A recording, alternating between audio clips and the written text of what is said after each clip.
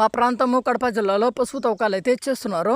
చూడండి, ఇప్పుడు ఇక్కడ చూపిస్తున్న పసుపును ఒకసారి బాగా గమనించండి. ఈ పసుపు మొత్తము ఒకే మొక్క, అంటే పసుపు మొక్కలు వేస్తారు కదా, అది ఒక మొక్కకు కాసినటువంటి పసుపు.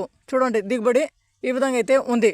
పక్కన పిలకలు వస్తే తప్పకుండా ఈ విధంగా దిగుబడి అయితే వస్తుంది.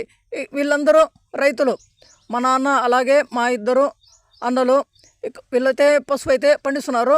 చూడండి, ఈ పసుపు మొక్క ఒకసారి చూడండి, పెద్ద ఆయన చూపించారు చూడండి. ఆ పసుపు మొక్క ఒకసారి బాగా గమనించండి. ఈ పసుపు మొక్క దీనికైతే పిలకలు అయితే రాలేదు. పక్కన పిలకలు రాకపోతే ఈ విధంగా అయితే ఉంటుంది. పక్కన పిలకలు వస్తే ఆ విధంగా అయితే ఉంటుంది, దిగుబడి ఎక్కువగా ఉంటుంది పక్కన పిలకలు అయితే వస్తే. చూడండి, పసుపు మొత్తము ఈ విధంగా ఎక్కడ చూసినా కూడా ఇదే విధంగా అయితే ఉంది.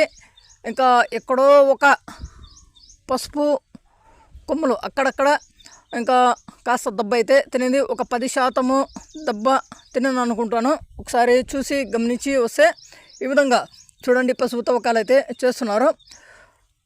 తవ్వకాలు చేస్తుంటే ఇంకా పండించే రైతులు ఒకసారి అక్కడికి వెళ్ళి చూడడం అయితే జరిగింది. ఎందుకంటే పసుపు లోపల ఎలా పండిందో అనేసి చూడడానికైతే వెళ్ళారు. చూసి రైతులు సంతోషపడ్డారు. ఎందుకంటే వాతావరణము అంటే వర్షాలు ఎక్కువగా అయితే పడ్డాయి. అంటే ఆ వర్షాలు తడి తడి తడి తడి తడి తడి ఇలాగే వర్షాలు అయితే పడ్డాయి. అలా వర్షాలు పడడం వల్ల లోపల పసుపు ఎలా ఉంటుందో అది ఒకసారి అయితే గమనించడానికి అయితే వెళ్ళారు. ఇప్పుడు ఇక్కడ కూడా ఒకసారి గమనించండి బాగా. చూడండి, ఇది కూడా ఒక మొక్కనే, బాగా గమనించండి. మట్టి అయితే తీస్తున్నాను, ఈ విధంగా అయితే ఉంది చూడండి.